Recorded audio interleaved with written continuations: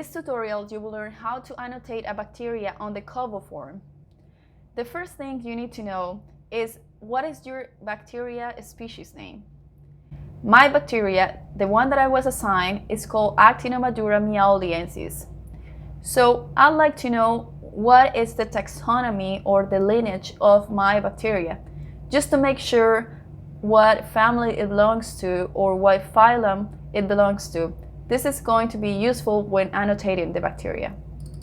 So I'm going to copy the name and I'm going to search on NCBI taxonomy. The first option and then browser. Here I'm going to paste my bacteria and I'm going to see that a series of information is going to come up. And here, in fact, we see that the current name of the bacteria is, in fact, the name that we're annotating, which is Actinomadura miauliensis. And we have the lineage, which indeed it belongs to a bacteria, and this belongs to Actinobacteria phylum. This also is telling us that this belongs to the Thermomonosporaceae family. Here we have some comments and references where we have an article that is talking about our species. And if we see the title of this article, it says Actinomadura miauliensis, species novel and thermotolerant. So I will recommend that if you find the species that you're annotating with this species novel, use this article because in many cases it has a lot of information that you're looking for. This is a good source. We're going to use this as my first reference, but first let's have a look at the CODA doc. So here we have the characteristics that we are going to be annotating for bacteria. After we have read all of this and we understand what we're looking for, we're going to go through Kobo. I already have my form here, and we are going to paste the species name just as it is. We're going to specify the domain that we already saw on the NCBI, that it actually belongs to bacteria. And we are going to see that a series of questions are going to come up. The first question that is asking us is, what is the oxygen use of this bacteria? And what is the gram stain, and is it an extremophile? So let's have a look at the first reference we found on the NCBI. We copied this article and we search this on Google Scholar. Here we have it. So the first thing you need to do when reading an article is you're going to read the abstract just to have an idea about what the article is talking about. We see here that the isolate or the strain of this new bacteria seems to have mycelia and short spore chains. So we have a first idea that this might be a bacteria that forms spores, but we need to read a little bit more. We're going to read in the introduction and try to find out what it says about the oxygen use about this bacteria. It's telling us that the genus Actinomadura was first described in 1970s and it comprises about 30 species. We have here that the members of the genus are aerobic, gram-positive, non-acid, alcohol-fast, non-motile organisms. We have an idea about the genus, the species within the genus. Let's see if this shows us a more specific description of this species that we're annotating. And we're gonna look through it. We don't need to read all of this, just look at the paragraphs, what they're talking about, just to have an idea. And there we got it. Description of Actinomadura miolensis, species novel. Okay, so the first, in the first paragraph, we have a good source of information. This is telling me that this bacteria is a gram-positive, aerobic, non-acid alcohol fast, thermotolerant. So we have this question and this question in the Kobo form. So it says it is aerobic, so we're gonna select aerobes in the oxygen use. It also says it's gram-positive in the gram staining. And if we look at here, it's telling us that this bacteria is thermotolerant. But I would like to know from other sources if this is a thermophile or this is just a bacteria that can tolerate the high temperatures. If we read more into the article, we might find some more information. So we're gonna go through all the useful links on Coda, and we're gonna start looking into if the extremophility of the bacteria. We're gonna find here extremophile. Here it is. And we're gonna select the ones that belong to databases for bacteria. We have one here. We're gonna copy and paste our bacteria, which is right here, into the database. And it's showing me zero information about my bacteria. Let's try to find another database.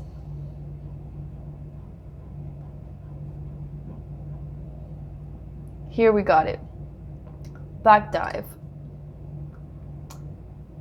We are going to paste this bacteria and it's showing us something. So it's showing us gram stain. We already know it's positive. It's telling us it's a oxygen use, aerobic. It forms the spores, yes. So we're gonna keep this in mind. And this is showing us that this is a thermophilic bacteria, and that the optimum growth of the bacteria is 40 Celsius degrees. So we are going to take this database and the other article as my references. And I'm going to go through Kobo, and I'm going to select for extremophility, yes. And the type of extremophile, it's going to belong to thermophile. We actually have another answer for this question, spore forming, and we have it here on this database, which is telling us that it has the ability of spore formation. And we also have it on the article. If you would like to check, it says short spore chains are born and tips. Okay, spores are round. Okay, so it's telling us that it indeed has spores. So we're going to select yes. And the microbiome. So what we're going to do is we're going to keep reading the database just to have a clear idea. It's telling us that this was isolated from soil, and that's it. So let's keep in mind the soil as microbiome. Let's keep reading the article. So here is it's telling us more description about the bacteria,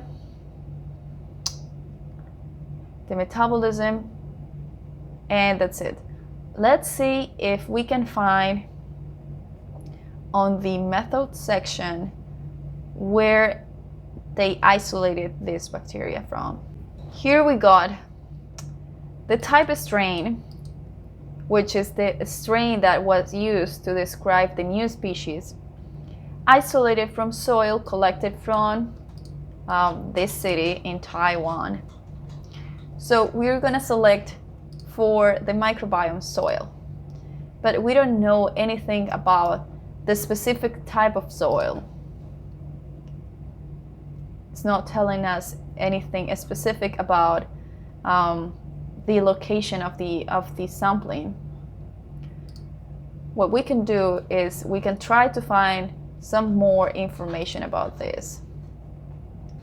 So we're gonna go through Google Scholar and we're gonna paste our species name.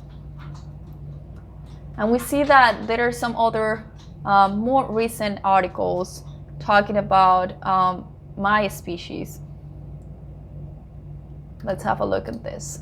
So we can see here that it's talking about the Actinomycetes, which is the group that this bacteria belongs to. It's talking about how these microbes belong to soil. It's giving some descriptions about some bacteria on the group of Actinobacteria. And here we have our species. We are trying to find if there is any specific information from the soil type where this was isolated from. Here we can have some more information. It says this bacteria was isolated from a soil sample collected from this county in Taiwan. Just out of curiosity, we can check what this is on Google.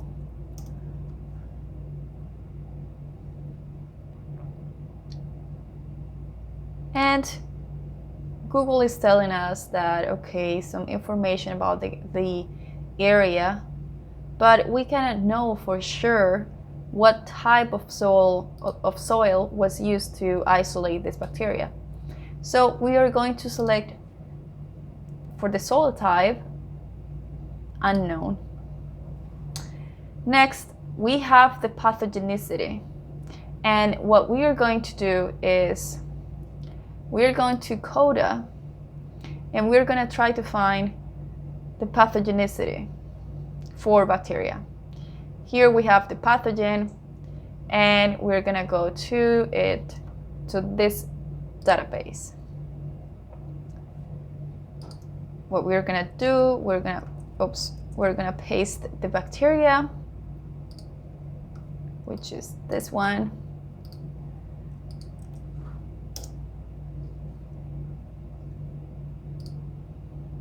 Seems not to be working.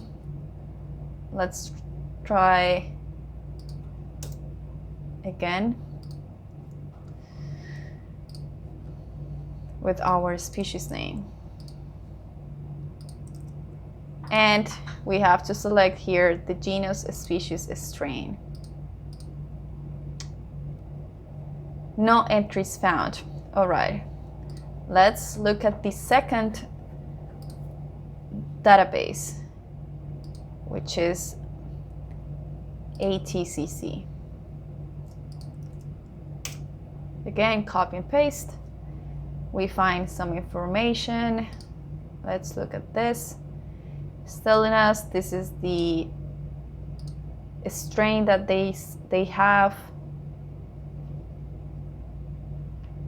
but they don't have any information about pathogenicity for this bacteria.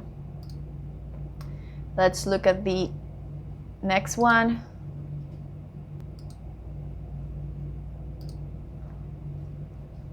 And we're gonna go to search. We're gonna paste the species and submit. No hits found. Please change the search. Okay. Nothing so far. We go to the next one, pathogen. This Patrick database, which is in fact the one that we already searched for, and we did not find anything. We're gonna go through the next one.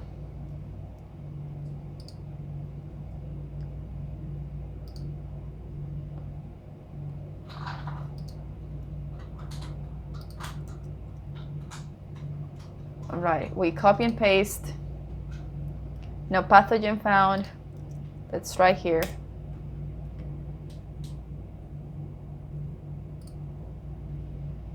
Nothing. All right, so we have not found anything in these databases that Coda has for us. So what we're going to do is we are going to try to find on Google Scholar the word pathogen with the name of the species and try to see if you find anything. So let's have a look at this one. Thermophilic and alkaliphilic actinobacteria biology and potential applications. So let's try to find the word Actinomadura. And in fact, it is only citing the article that we already have. If we look for the genus, it shows us different species within that genus. Let's try to find information with Meowlensis, and nothing comes up. All right, so we are going to select on the Kobo for pathogenicity unknown, because we don't have any source of information about if it's either a pathogen or it's not a pathogen for any host. Now we're going to look to the biofilm forming, and we're going to go through to Google Scholar again. We're going to copy our species and write biofilm. And there are a few articles, so we're going to go through them. The first one, let's have a look at what this is about. So what we're going to do is view the full article, and again we are going to search for our species name, and let's read what this is talking about. So Meowleanon, which is a compound, a closely related compound to this other compound, was isolated from the bacteria Actinomadura meowliensis and has been reported to be an effective TNF alpha inhibitor. All right, so this is telling us that our bacteria might have antimicrobial properties. Let's have a look at any other place where it has our species name. And we actually found another resource where it says chemical constituents of from a salt-derived Actinomadura meowlensis. Okay, and their inhibitory activities on lipopolysaccharides. Okay, this is very useful. Let's have a look at the article. We copy and paste this article on Google Scholar. Let's read the abstract. It's talking about our bacteria. All right. It's telling us that our bacteria has some antimicrobial and other type of metabolites that act for certain tumor necrosis processes. So this is not what we're looking for. We are looking for if our bacteria is biofilm forming and then antimicrobial resistance. We have to remember that resistance means that the bacteria is in fact resistant to any action of any antimicrobial. We have found that our bacteria produces secondary metabolites or antimicrobials that might be useful for treating other microbes, but we haven't found anything that states that our microbe has antimicrobial resistance. So let's keep reading keep looking into the Google Scholar with the biofilm. We have another source, importance of actinobacteria for bioremediation. Let's have a look at this and let's find our bacteria. Let's copy again the name.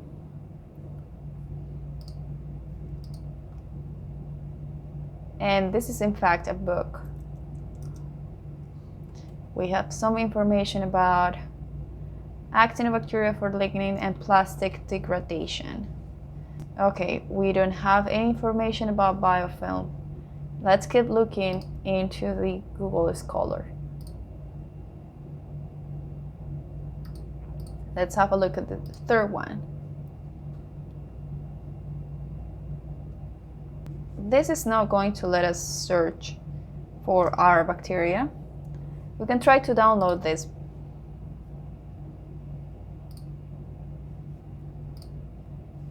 And now we search. Doesn't show us anything.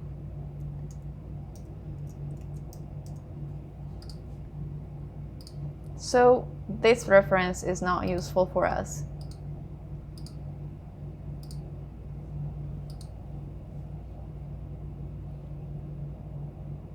Let's have a look at the last one. This is another thesis. And here we got that they are naming bacteria, unique bacteria species found only in the bulk of rhizosphere soil types, okay, from each crop during the 2014-2015.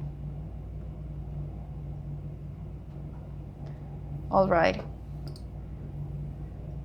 And here we have another table naming our species, common bacteria species found in all samples during the same year's growing seasons.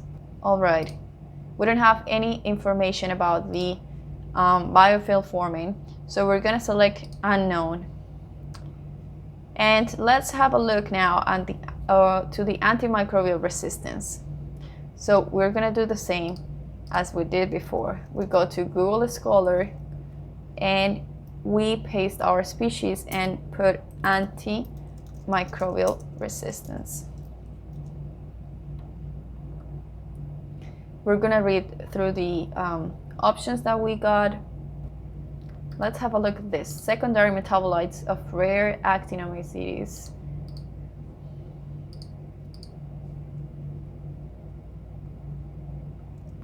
And let's try to find our species.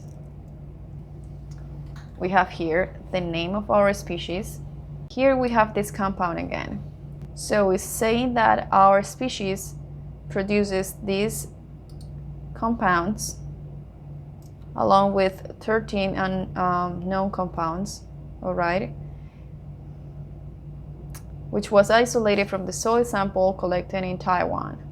So this is describing the compounds that our bacteria is producing, but it's not telling us anything about the ability to resist antimicrobials. Let's have a look at the next one. Then we look for our bacteria again. Nothing shows up. This is not useful for us. And let's try the last one, which is specialized bioactive microbials. This might talk about the ability for our species to create antimicrobials. Let's have a look. Okay, it is showing us a phylogenetic tree from 16S where our species is present for the Thermomonas family. So it's not telling us anything about the ability of our microbe to resist antimicrobials. We have different species for the genus Actinomadura. And again, this is not useful for us. So what we're going to do is we are going to select unknown for antimicrobial resistance. And now we have the metabolism. On the metabolism, we are going to select all the different types of metabolism that this bacteria might have. So we're going to look at the Bioactive, which is the previous database that we used, and see if they have any information about the metabolite. So it says metabolite, and it's showing us fructose, glucose, lactose as a carbon source. Nitrate. So all of these are the carbon source of the bacteria. And if we look at the table that we got here, we have the carbon source. Either they are heterotroph or autotroph. And the database is showing us that our bacteria indeed uses these compounds as a carbon source. So we are going to select that the carbon source of the type of metabolism for the carbon source of our bacteria is heterotroph. And the electron source. So we know that these metabolites are organic compounds. And we are going to then select organo.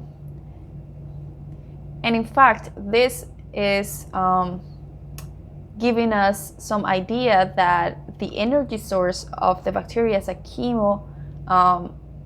chemotroph, which is any type of microbe that uses any type of compound to create energy, and it doesn't require the sun as the phototrophs.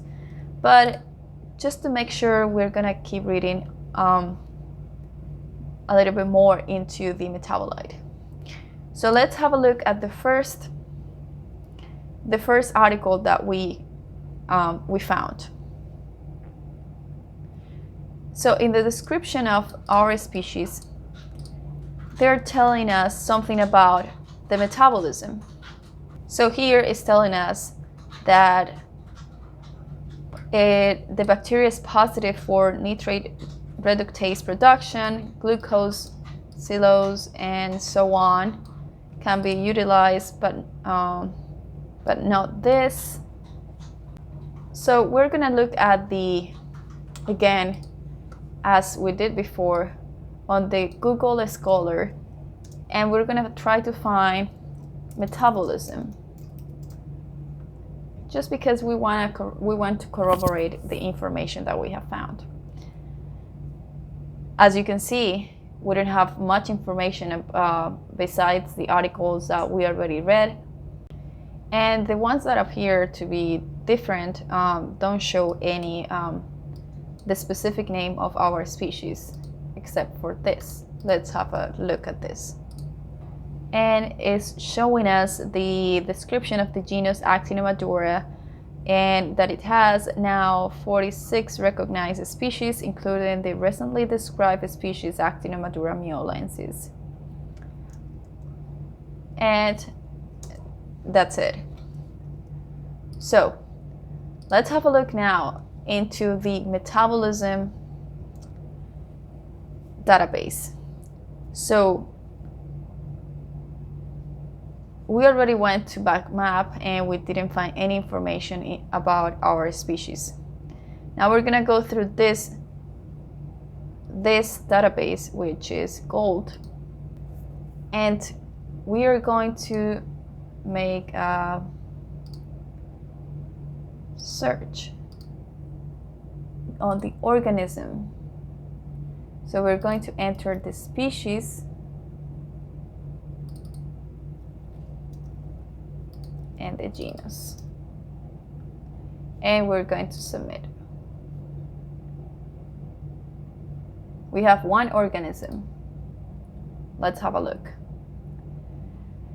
Actinoma mialiensis.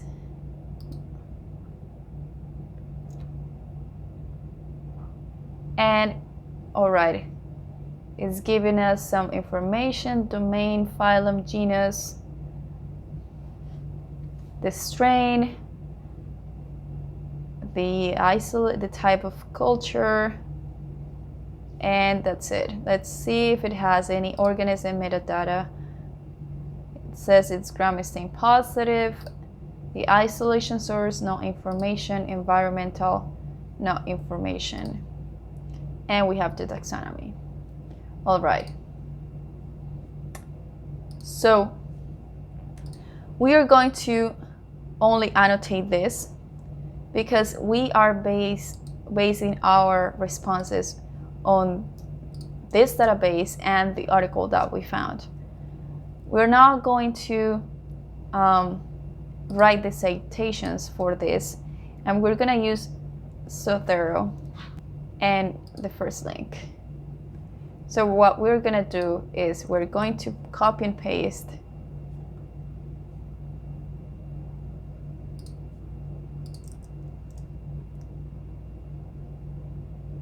and okay, we have to select the option that we need, and in fact this is the second one, which is Actinoma mialiensis. It's a thermotolerant. Okay. And here we have the, in fact, we have the citation for the article that we found at first. So we are going to write this down, but we also need to citate the database. So let's have a try again. So we have the Bioactive bacteria phenotypic data. We're gonna select this one. Okay, an error has occurred. Okay, so what we are gonna do here is we are going to use the references that Bioactive is giving us. If it doesn't work, then we are going to annotate it manually. This is the article. This is another article talking about the mining bacteria species, and this is not what we need. And strain info, electronic passwords, we don't need this. So let's try to annotate it manually. Manual entry. And the item type, we're going to write web page. The web page name is Bioactive. We're gonna put Bioactive. We're gonna paste the website title again, and here we're also going to add the Actinoma mialiensis. We have it here. Full scientific name.